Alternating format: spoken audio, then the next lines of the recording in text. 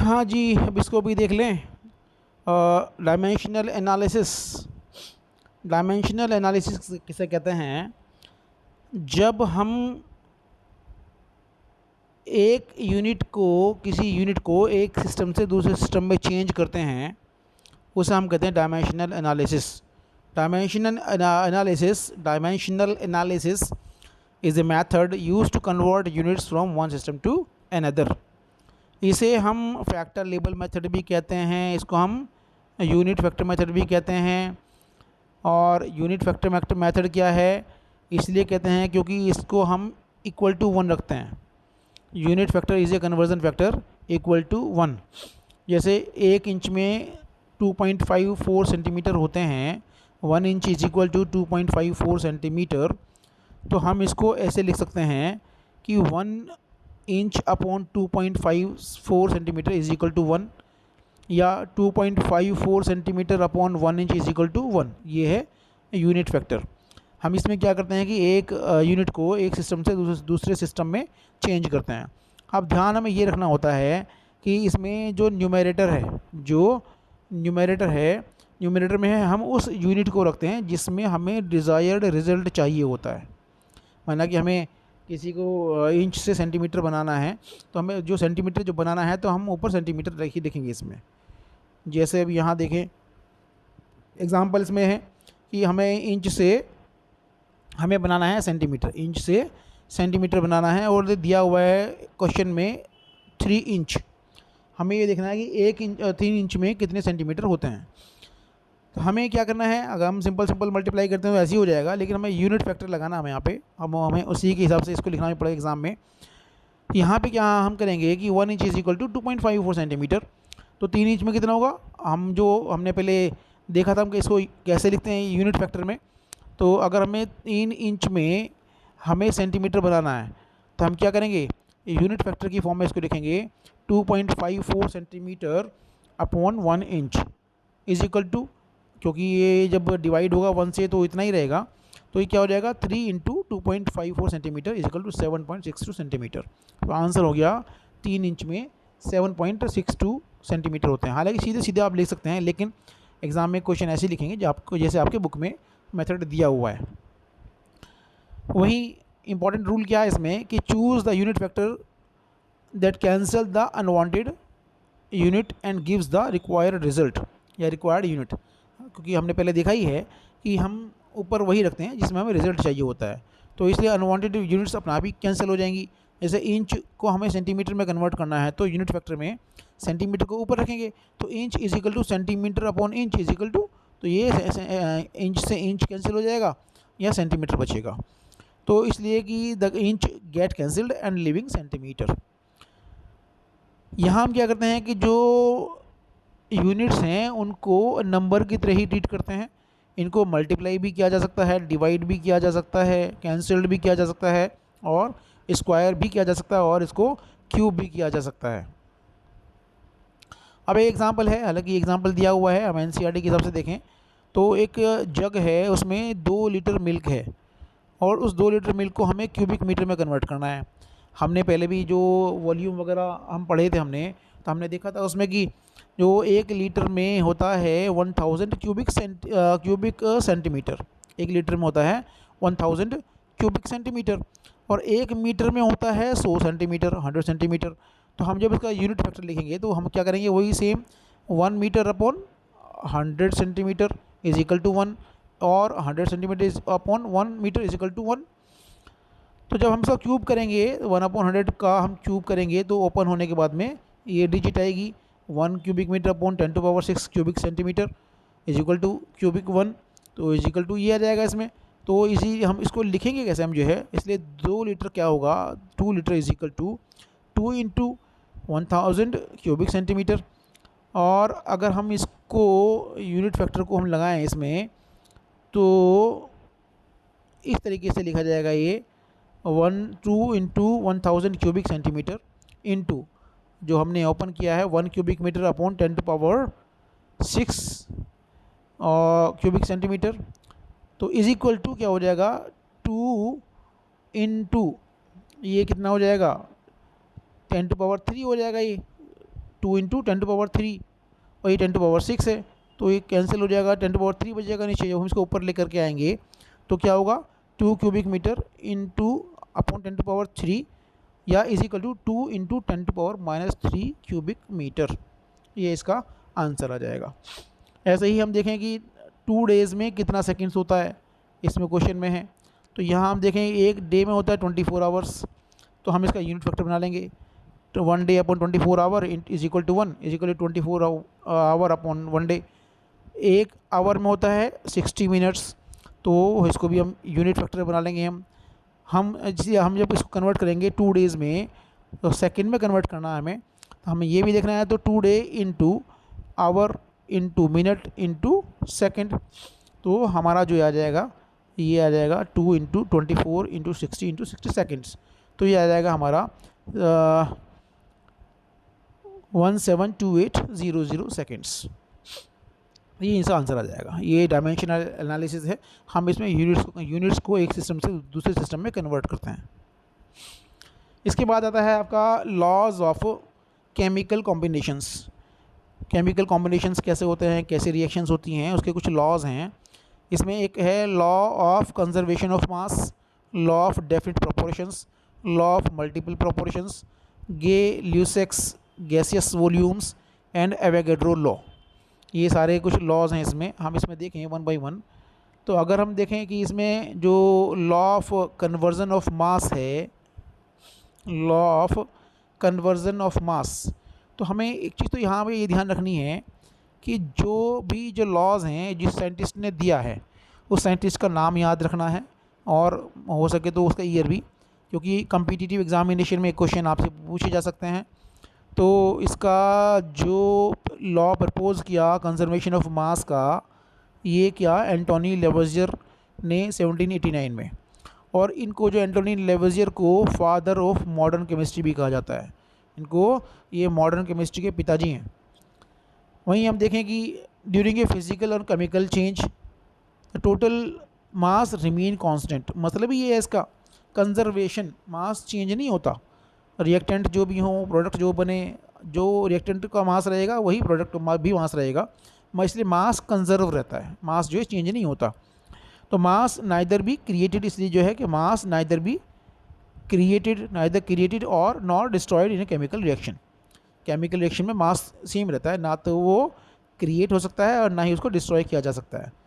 जो स्टेटमेंट भी क्या है कि mass can neither be created and nor destroyed, it can only be transferred from one form to another. ये क्या है, एक फॉर्म से दूसरी फॉर्म में ट्रांसफॉर्म किया जा सकता है, ना इसको क्रिएट किया जा सकता है ना इसको डिस्ट्रॉय किया जा सकता है। ये कंजर्वेशन ऑफ मास है। इसमें हम देखें भाई जो इन केमिकल रिएक्शन में क्या होता है कि इसका मतलब क्या है कि mass of reactant is equal to mass of product. जो जितना मास रिएक्टेंट का रहेगा उतना ही मास प्रोडक्ट का रहेगा, तो या A plus B is equal to C plus D.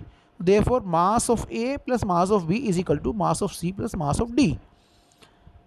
तो लेवोजियर ने क्या किया, परफॉर्म्ड केयरफुल एक्सपेरिमेंटेशन और कंबशन रिएक्शन। इन्होंने क्या है, कंबशन रिएक्शन पे एक्सपेरिमेंट्स किए और इन्होंने ये पाया कि मास जो है वो अनचेंज रहता है।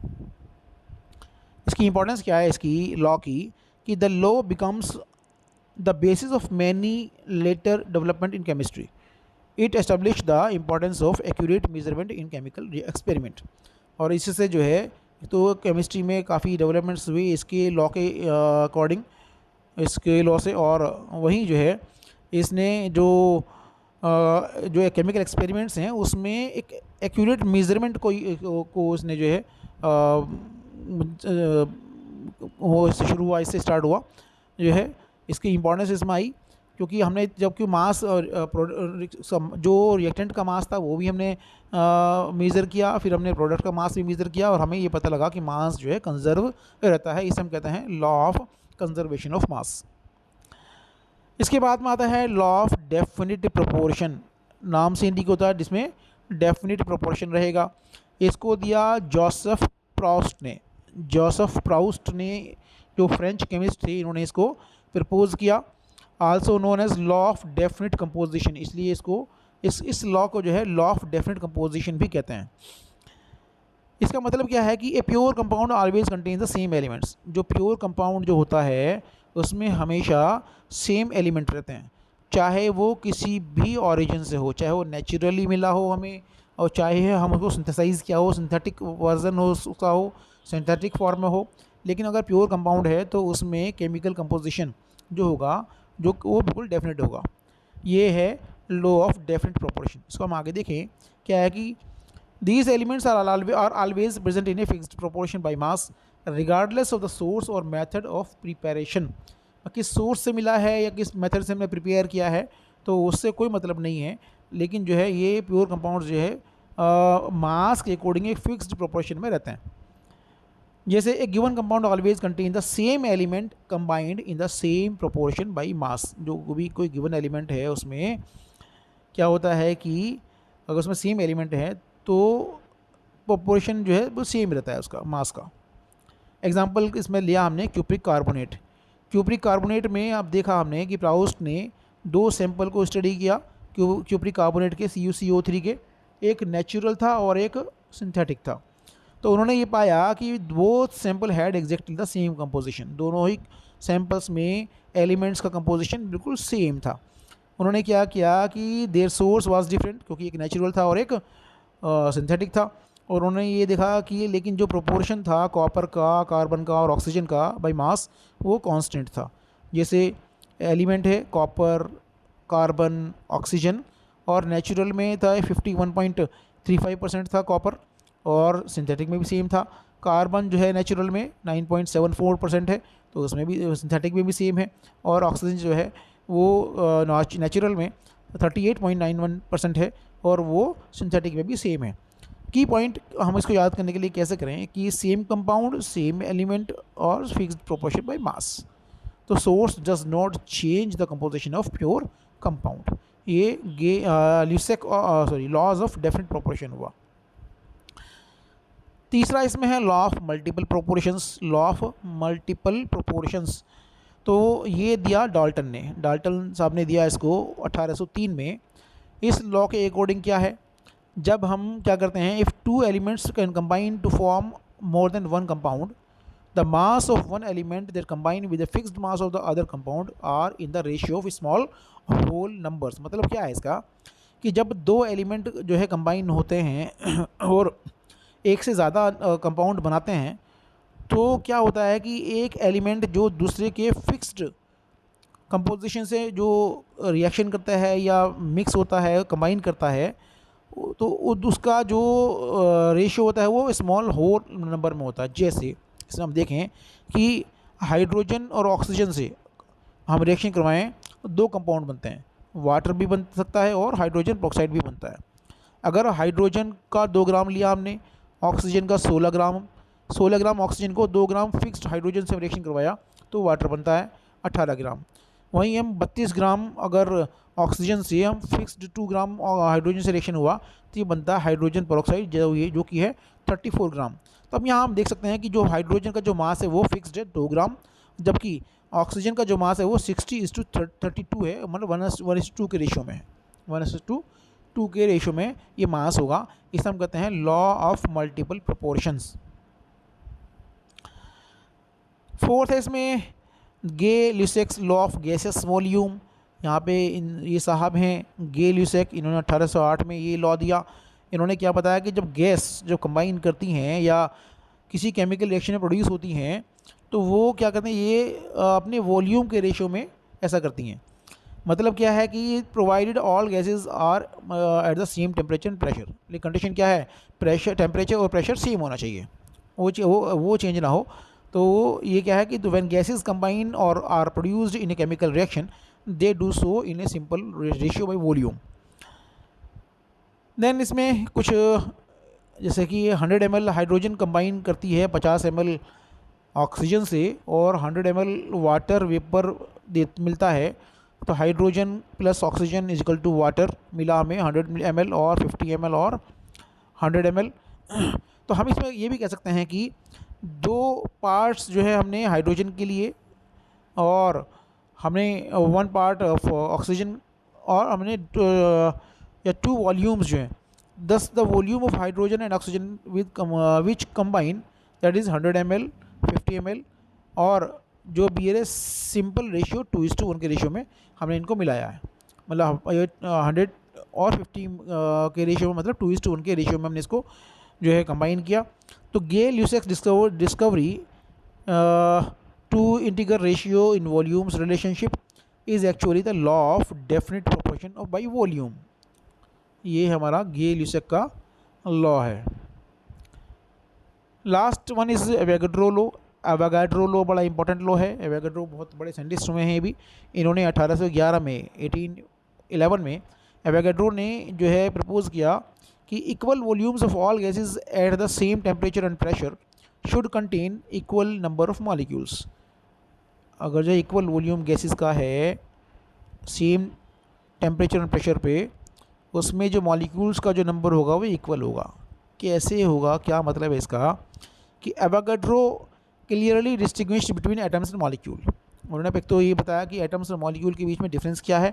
दूसरा इन्होंने क्या कि अगर हम ये कंसीडर करें रिएक्शन को कि hydrogen and oxygen produce water, तो हम देखते हैं कि 2 वॉल्यूम्स ऑफ हाइड्रोजन कंबाइन करते हैं 1 वॉल्यूम ऑफ ऑक्सीजन से और देते हैं 2 वॉल्यूम ऑफ वाटर।